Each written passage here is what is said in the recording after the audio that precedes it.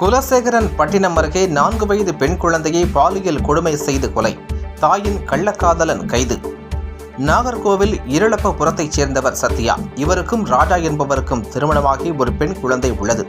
ராஜா இறந்து விட்டதால் சத்யா அதே ஊரைச் சேர்ந்த மணி என்பவரை இரண்டாவதாக திருமணம் செய்து கொண்டு வாழ்ந்து வந்துள்ளார்.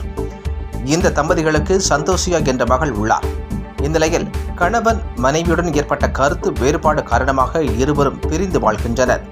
இந்நிலையில் கடந்த சில மாதங்களுக்கு முன்பு சத்யா தனது குழந்தை சந்தோஷியுடன் குலசேகரன் பட்டினம் அண்ணா சிலை பகுதியில் வாடகை வீட்டில் வசித்து வந்துள்ளார். தற்சமயம் 2 மாதங்களாக குலசேகரன் பட்டினம் அருகே உள்ள செட்டியாபத்து பகுதியில் வசித்து வந்ததாக தெரிகிறது. இந்நிலையில் சத்யாவுக்கும் தூத்துக்குடி ஆரோக்கியபுரம் முருகன் மகன் இசக்கிராஜ் என்பவருக்கும் பழக்கம் ஏற்பட்டதாக கூறப்படுகிறது. நாளடைவில் அது கள்ளக்காதலாக மாறியுள்ளது. கடந்த சில நாட்களாக இசக்கிராஜ் சத்யாவுடன் தங்கியதாக தெரிகிறது. பின்னர் இருவருக்கும் சண்டை ஏற்பட்டு பின்னர் பொங்கலுக்கு ஒரு நாள் முன்னதாக சத்யாவை பார்க்க வந்துள்ளனர். இந்நிலையில் கடந்த ஜனவரி 20ஆம் தேதி காலை 9 மணியளவில் சத்யா குழந்தையை இசக்கிராஜிடம் பார்க்க சொல்லிவிட்டு கடைக்கு சென்றுள்ளார். திரும்பி வந்து பார்த்தபொழுது குழந்தை பேச்சு மூச்சில்லாமல் இருந்துள்ளது. பின்னர் இருவரும் சந்தோஷியை உடன்குடி அரசு மருத்துவமனைக்கு ஏதோ வண்டு கடித்து விட்டதாக கூறி கொண்டு வந்துள்ளனர். அங்கு பரிசோதனை மேற்கொண்ட மருத்துவர்கள் சந்தோஷி இறந்து விட்டதாக கூறியுள்ளனர்.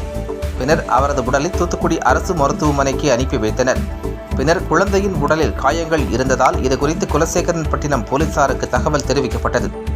போலீசார் இருவரையும் விசாரித்து வந்தனர். பிரேத பரிசோதனையில் குழந்தையை பாலியல் வன்கொடுமை செய்யப்பட்டு கொலை செய்யப்பட்டது தெரிய வந்தது. மேலும் குழந்தையின் இடுப்பு பகுதியில் பலமாக அழுத்தப்பட்டதற்கு காயங்கள் இருந்ததும் தெரிய வந்தது.